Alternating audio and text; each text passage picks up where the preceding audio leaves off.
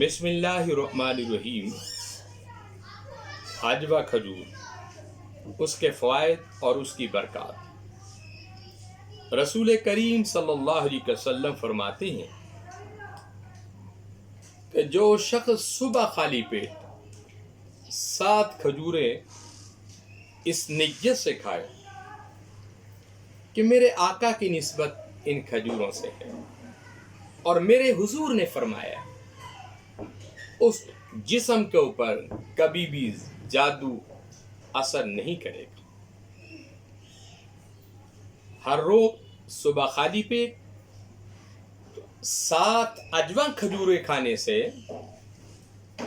اور پانی کا نوالا پینے سے آپ کے وجود میں جادو ٹونا سایہ یہ کبھی بھی اثر نہیں کرے گا، کیونکہ یہ فرمان رسول ہے۔